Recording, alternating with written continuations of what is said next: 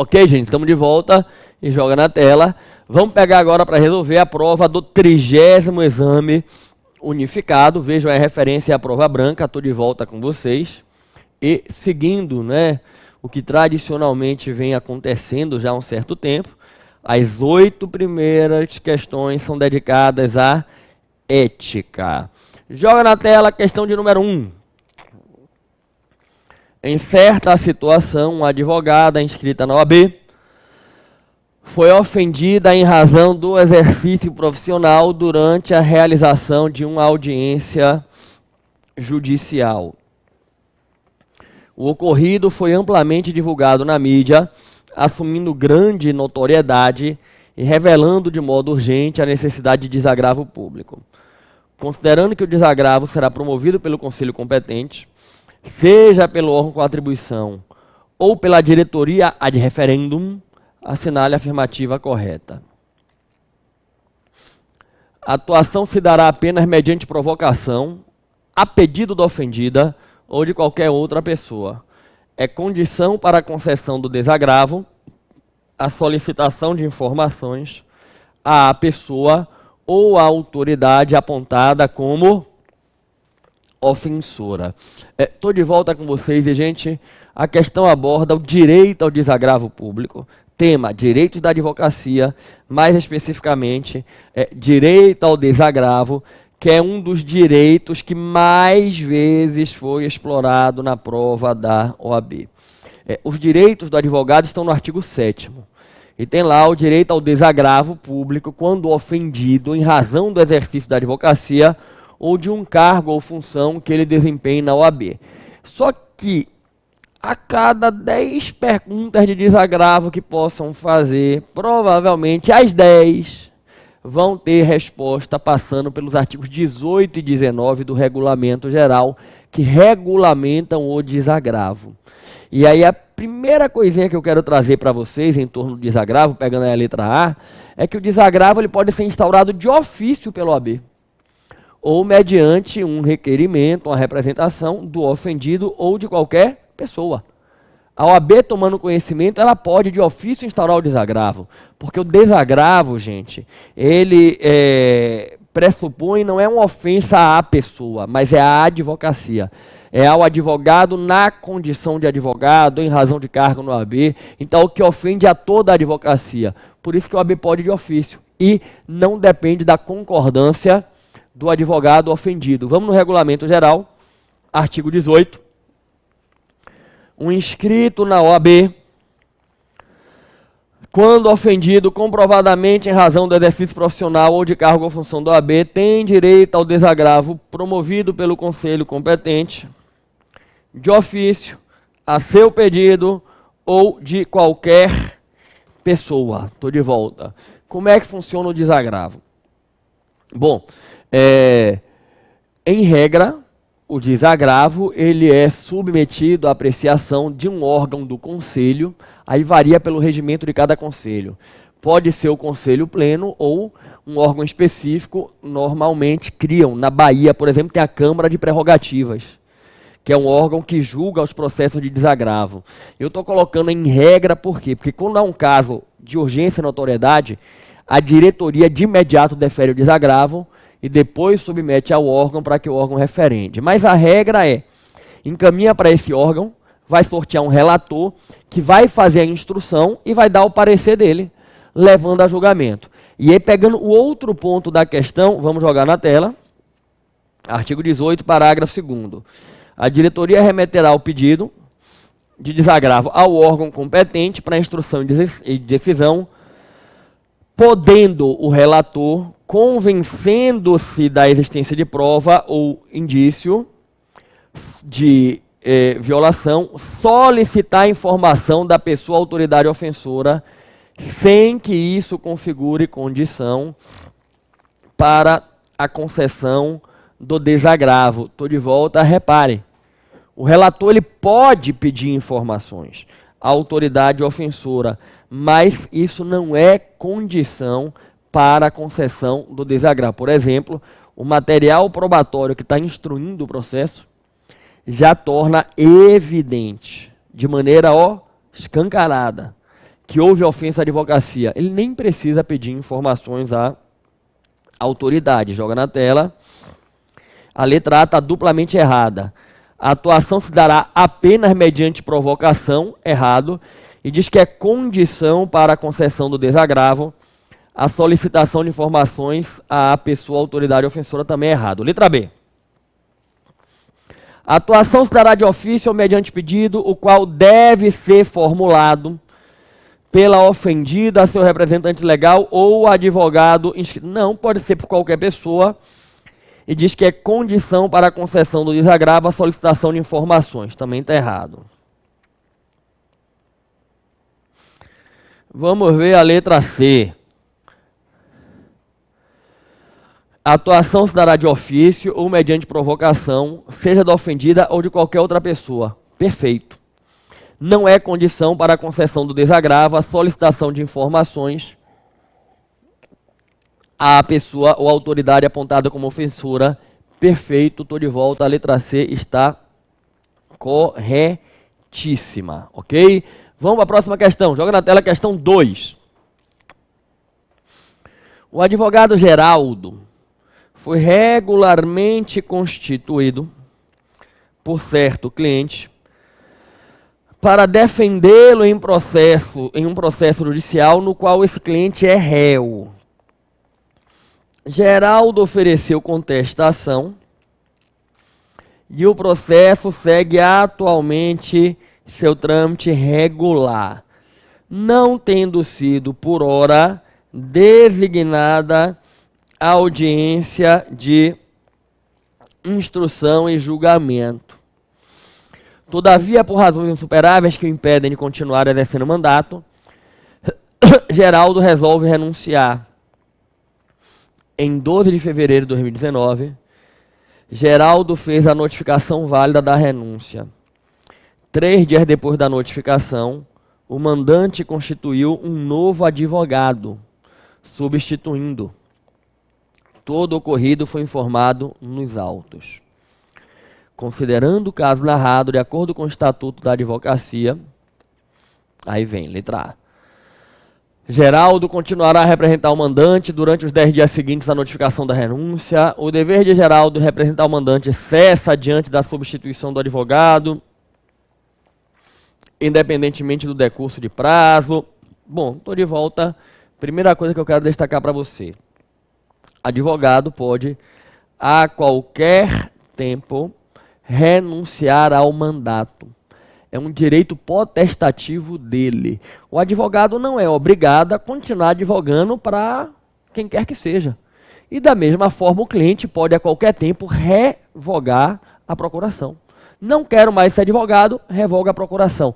Tanto o advogado tem o direito potestativo, quanto o cliente tem o direito potestativo de encerrar a relação. No caso da renúncia do advogado, primeira coisa, ele precisa formalmente comunicar ao cliente. E, em se tratando de processo judicial, comunicar em juízo também. Informar o juízo que não é mais advogado daquele caso. Quanto à comunicação ao cliente, o regulamento geral prevê que deve ser preferencialmente carta com aviso de recebimento. Preferencialmente uma carta com aviso de recebimento. Não precisa expor os motivos da renúncia. Quando você renuncia, você não tem que explicar por que está renunciando. Imagine se você um dia renunciar, porque o cliente é muito chato, insuportável. Ó, eu não sei se aí onde você me assiste tem a expressão, o adágio popular, a gente usa muito aqui na Bahia, o verdadeiro mala sem alça. Rapaz, essa pessoa é uma mala. Mala sem alça. É chato demais. Aí você vai lá, estou renunciando porque você é muito chato, é insuportável. Não precisa. E essa questão do continuar representando o cliente, vamos no Estatuto, artigo 5º. Artigo 5º, parágrafo 3º. O advogado que renunciar ao mandato continuará, durante os 10 dias seguintes à notificação da renúncia, a representar o mandante, salvo se for substituído antes do término desse prazo. Estou de volta. Então, renunciou, durante os 10 dias você tem que continuar representando, inclusive se abandonar o cliente é infração disciplinar. Mas se houve a substituição, aí já está liberado. E no caso, vamos na questão, 3 dias depois da notificação, o mandante constituiu o novo advogado. Pronto. Geraldo está livre. Letra B. O dever de Geraldo de representar o mandante cessa diante da substituição do advogado, independentemente do decurso de prazo. Estou de volta. Essa é a alternativa correta, ok? A gente vai partir para a questão de número 3. Joga na tela. Beatriz, advogada, regularmente inscrita na OAB, deseja organizar uma chapa para concorrer à diretoria de subseção. Ao estudar os pressupostos para a formação da chapa, a realização das eleições e o futuro exercício do cargo, Beatriz concluiu corretamente que: letra A chapa deve ser integrada por advogados em situação regular junto à OAB, que exerçam cargos em comissão, desde que atuem efetivamente na profissão há mais de 5 anos. Estou de volta. A gente estudou isso resolvendo a questão anterior, né? Realmente tem que estar em situação regular, realmente tem que exercer a profissão há mais de 5 anos para a diretoria. Para o conselho seriam 3, né? Seriam 3. E exercer cargo em comissão, não. Cargo em comissão é cargo de livre nomeação e exoneração, é cargo ad nutum. Então, não poderia. Joga na tela. Letra A, descartada. Letra B. A eleição será realizada na segunda quinzena do mês de novembro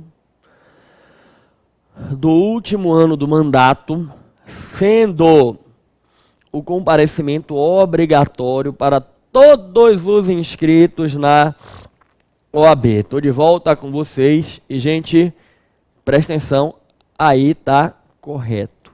O estatuto prevê que realmente a eleição ocorre na segunda quinzena do mês de novembro, não define uma data, por quê? Porque dá liberdade para cada estado definir a sua data. Em cada estado, o Conselho Seccional define a data, né, e o edital de eleição, de abertura de eleição, indica qual é realmente a data em que vai ser realizada. A exigência é segunda quinzena do mês de novembro. Vamos no Estatuto, no 63, caput, olhem na tela. A eleição dos membros de todos os órgãos do OAB será realizada na segunda quinzena do mês de novembro do último ano do mandato, mediante uma cédula única e votação direta dos advogados regularmente inscritos. Parágrafo 1º. A eleição é de comparecimento obrigatório para todos os advogados inscritos na OAB. Estou de volta com vocês. Beleza, sob pena de multa, né? Não comparecendo para votar, incide uma multa fixada no regulamento geral. Joga na tela. Prestem atenção. Alternativa C. O mandato é de 3 anos, iniciando-se em 1º de fevereiro do ano seguinte ao da eleição. Estou de volta. Onde é que está o erro disso? É que o mandato inicia em 1º de janeiro, salvo os conselheiros federais, aí sim, 1º de fevereiro. Vamos no Estatuto, artigo 65. O mandato em qualquer órgão da OAB é de 3 anos, iniciando-se em 1º de janeiro do ano seguinte ao da eleição, salvo o Conselho Federal, parágrafo único. Os conselheiros federais iniciam os mandatos em 1º de fevereiro do ano seguinte ao ano de eleição. Estou de volta com vocês. Perfeito? Então, os mandatos iniciam 1º de janeiro, ressalvados os conselheiros federais, que aí é 1º de fevereiro. Bom, alternativa D, joga na tela. O mandato extingue-se automaticamente antes do término, Sempre que o titular faltar, sem motivo justificado, há mais de 3 reuniões ordinárias, estou de volta. Sabe onde é que está o erro disso? A extinção do mandato por ausência injustificada das reuniões, realmente são 3 reuniões ordinárias, mas consecutivas. Vamos no Estatuto, artigo 66, inciso 3. Extingue-se o mandato automaticamente antes do término quando 3.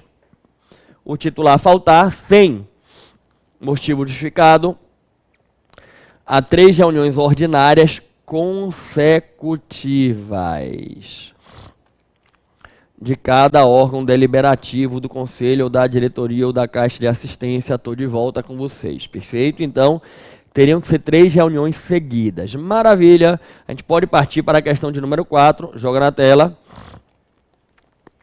Questão 4. O advogado Carlos não adimpliu suas obrigações relativas a anuidades devidas à OAB. Assinale a opção que corretamente trata das consequências de tal inadimplemento. Estou de volta com vocês, presta atenção. Primeira informação importante. O inadimplemento das obrigações financeiras devidas à OAB, não só anuidade, registro de sociedade, qualquer obrigação financeira que você tenha perante a OAB, o inadimplemento, depois de regularmente notificado a pagar, configura a infração disciplinar, punível com suspensão que perdura até a quitação do débito devidamente corrigido. O Estatuto do OAB, no artigo 34, quando tipifica as infrações, vamos na tela, constitui infração disciplinar. Tem aqui, ó, gente. Presta atenção. 23. Deixar de pagar as contribuições, multas e preços devidos ao OAB depois de regularmente notificado a fazer. E aqui, ó, o 34.23, quando eu vou aqui no 37, a suspensão é aplicável nos casos dos incisos 17 a 25, tá aqui. Então, não pagamento OAB depois notificado é suspensão. E quando vem aqui, ó, parágrafo 2º, nas hipóteses dos incisos, olha o 23, a suspensão perdura até que satisfaça integralmente a dívida. Estou de volta. Então, aquele que deixa de pagar o OAB depois de notificado a pagar, ele pratica a infração que é punível com a suspensão. Suspensão que perdura até o pagamento da dívida. Agora, só configura a infração se ele for notificado a pagar e não pagar. Gente, às vezes, a pessoa deixa de pagar uma despesa e não lembra que está devendo. Por exemplo, você já pagou esse mês a conta de seu telefone celular? A conta de energia elétrica da sua residência? É porque, gente, ó, eu não sei se é o caso de cada um de vocês que me assiste, mas me arrisco a dizer que é o caso de muitos que estão aí do outro lado da tela. Existe um fenômeno que acontece na vida da pessoa a partir de uma certa etapa da vida, e quando acontece não tem mais como voltar atrás, que é filme de terror. Olha que negócio de Jason, de Chuck, de Freddy Krueger, Sexta-feira 13, tudo isso é fichinha diante de um filme de terror, esse sim é aterrorizante, chamado multiplicação de boleto bancário. Meu irmão, é de enlouquecer. Todo dia tem um boleto bancário para você pagar. Olha, é conta de luz, é conta de telefone, é aluguel, é despesa de escola de filho. E o detalhe é que vencem em dias diferentes. Se você não se organiza, montar uma planilha, dia 1 tal conta, dia 3, dia 5, dia 7, dia 9, dia 11, você se perde. Aí às vezes, ó, no dia 10 vence ao mesmo tempo, vence seu cartão, vence a conta de luz, vence anuidade da OAB, vence a conta do telefone, a prestação do carro. Aí você no dia 10 esqueceu de pagar a anuidade da OAB. Seguiu a vida, está pensando que pagou. Você não pagou a OAB, mas não sabe. Ó, seguiu no mês seguinte, você pagou. Aí você não lembra que no mês de março você não pagou a anuidade da OAB, o boleto lá da anuidade da OAB. Você nem sabe que está devendo. Aí vem a OAB e te notifica, ô amigão, ô amigona, ó, tem uma dívida sua aqui, você está devendo R$ 80 da parcela. Você, tô devendo, tô indo aí pagar agora, percebe? Então a infração não é deixar de pagar, é deixar de pagar depois de ter sido notificado. E quando você é notificado, vamos no regulamento geral, artigo 22. O advogado, regularmente notificado, deve quitar o débito relativo às anuidades no prazo de 15 dias da notificação, sob pena de suspensão aplicada em processo disciplinar. Estou de volta com vocês. Então, notificou, tem 15 dias para fazer o pagamento. Joga na tela. Letra A. Carlos deverá quitar o débito em 15 dias contada a notificação, sob pena de suspensão, independentemente de processo. Já descartei. Letra B. Carlos deve quitar o débito no prazo fixado em notificação. Não é no prazo fixado, é em 15 dias. Letra C. Carlos deverá quitar o débito em 15 dias, contada a notificação, sob pena de suspensão, mediante processo disciplinar. Na terceira suspensão por não pagamento, será cancelada a sua inscrição. Estou de volta. Isso aí é uma verdade, porque, gente, é uma das causas de exclusão do advogado, e a exclusão gera o cancelamento, é a terceira suspensão. Vamos no Estatuto, artigo 38. A exclusão é aplicável nos casos de, inciso 1, aplicação por 3 vezes de suspensão. Estou de volta com vocês. Suspensão por qualquer motivo, tá? Não é só por esse motivo, não. Qualquer motivo, tomou 3 suspensões, abre o processo de exclusão.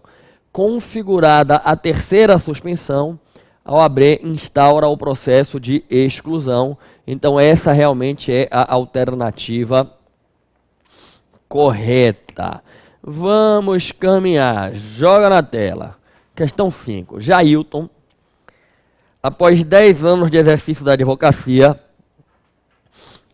passou a apresentar comportamentos incomuns.